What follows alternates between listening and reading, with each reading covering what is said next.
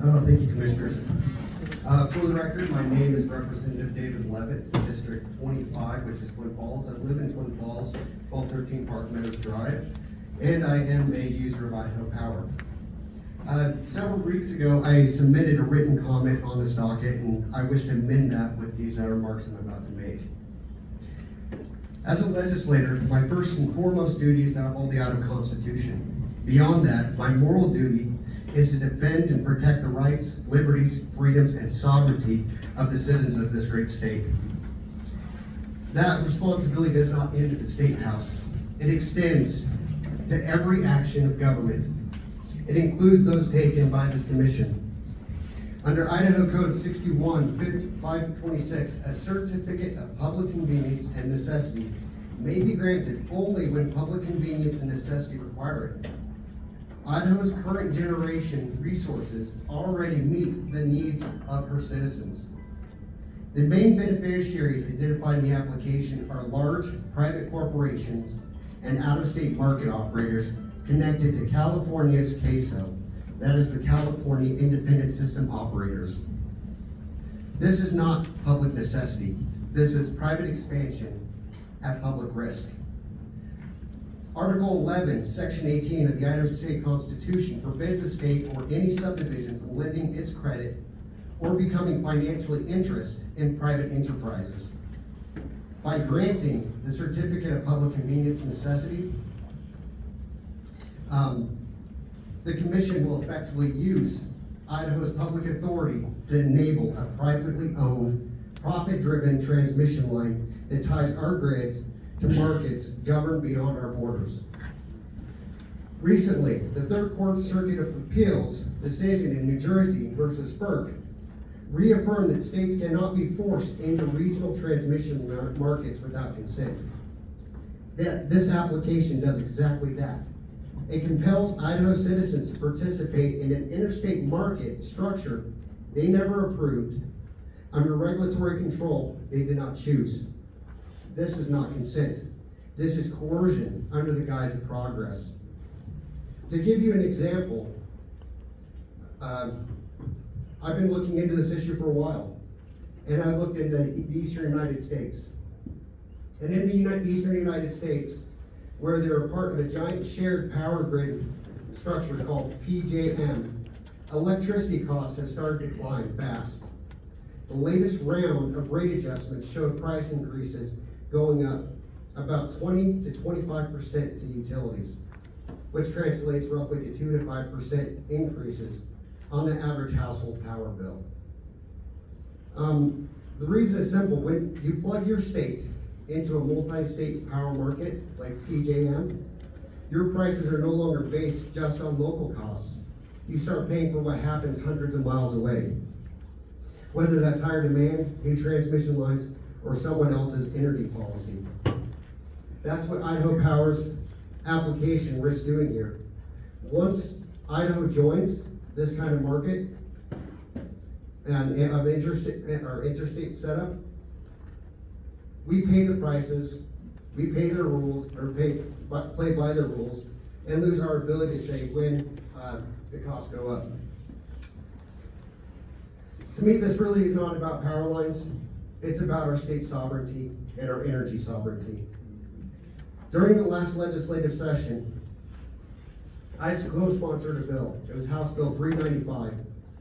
This bill was designed to go and protect the citizens of the state. It was to protect the farmers from the rate increases that we have seen.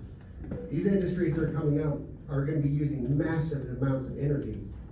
This is one of the big reasons why they want these transmission lines. It's not about the citizens, it's about the industries. And our foremost responsibility is to go and serve the citizens, not the industries or corporations. These guys have the ability to go and serve themselves and take care of themselves. In this upcoming session, I'll be introducing several new bills that directly address Idaho's energy sovereignty, participation in out-of-state transmission markets, and the protection of Idaho ratepayers.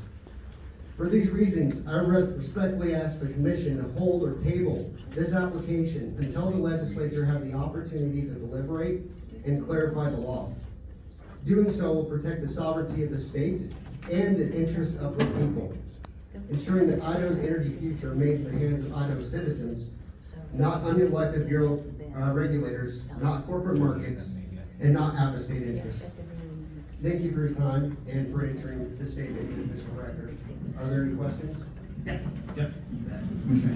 So are you aware, tell me, are you saying that Idaho Power currently has in its generation stack enough resources to provide services to every customer they serve in their service territory? Yes, for the most part. I know that Idaho Power, the majority of the power is produced here, but there is some power that is coming from out of state. But the thing that isn't said, that's omitted, is the fact that there is a stake for Idaho Power in a lot of this energy generation that is out of the state of Idaho. What state is that? Wyoming. And what are those projects? I know that they have like a coal-fired plant right now that they're transferring over into a natural gas plant. Is that a good thing or a bad thing? I think that's a good thing. I think that as far as moving forward with these industries, I think that these multi-billion-dollar industries have the capital to be able to invest in their own energy. I think they should be producing their own microgrids, and they should be producing that energy, and that should not fall back on the citizens and the ratepayers. And that is a topic that we hear about a lot recently is, you know, some of these large companies, will they build their own generation? And what we're hearing mostly is that it's not the cost necessarily of power, it's the time to power, how quickly. And so one of their solutions we've heard is to build their own generation. And whether they have backup through the local utility, I don't know. But that is something that's out there. That's sort of outside of our wheelhouse. We don't have any jurisdiction necessarily over any of that, other than if they're trying to sell power back to the local utility. Now, and I guess when you talk about energy sovereignty, are you saying that the utilities in Idaho shouldn't be able to trade, sell, or buy power from other states? Or to other, not states, but customers in other states? Well, when it comes down to it, it's the fact that Idaho does produce a lot of power, and basically Idaho is going to become the pass-through. To give you an example of this, right now we don't exactly have very good neighbors. It's like having a neighbor with a horrible dog, and the dog keeps on pooping inside their yard. Rather than picking it up and disposing of it properly, they're throwing it inside of your backyard and expecting you to deal with this. Please, okay, please, keep it down so we can keep the questions going. It makes it difficult for taking a transcript. When you're saying neighbor, are you saying California, or are you saying all our neighboring states? I'm talking about California, Oregon, and Washington. The reality is they have adopted these carbon neutral metrics that are having an adverse impact on us in the state of Idaho. In reality, I would accuse California, Washington, and Oregon of being in violation of the Dormant Commerce Clause. You are aware the commission is fighting an issue concerning that very topic that went before the Idaho Supreme Court. We don't wish to have any other states' climate policies become part of ours. That is not what our statutory mission allows. That's not what the legislature has provided us the authority to do. So if another state tries to impose costs on Idaho customers that arise from those, we have been consistent in saying no. Now, we rely on the courts to affirm that sort of situation, whether or not we are correct or not. So we're waiting for a decision that is involving Pacificor, not Idaho Power. So I think we're in line there. As far as how, if for example, Rocky Mountain Power has excess power at a given time of the day, what should they do with that? Well, I mean, I think that they should be able to go and sell it. But the reality is that what we've seen with what's happening with this North project, it goes back to the Supreme Court ruling.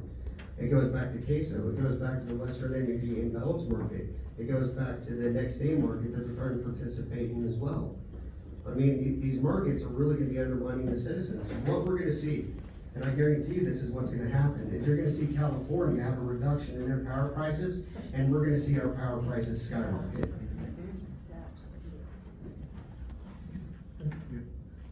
No, but so as far as in our state then, what are your solutions for addressing growth? Whether it's data centers, whether it's industry, whether it's residential or irrigation, how do we how do we ensure that customers are receiving safe and reliable power at just and fair and reasonable rates? Well, first of all, I don't think they're customers, I think they're citizens. Well, that's what I'm saying. Every customer in Idaho Power, whether it's a residential customer, a citizen, or a business, small business, a farm, a ranch, whatever, every customer. So how do we ensure that there's enough power to be provided reliably and safely? What are your ideas for meeting that challenge? For meeting that challenge, I think a lot of it needs to go back to the legislative body. For too long, we've had bureaucracies that have been running the state. And really, it needs to go back to the legislature. This is something that the legislative body needs to go and deliberate on. This is something that is our duty to go and deliberate on.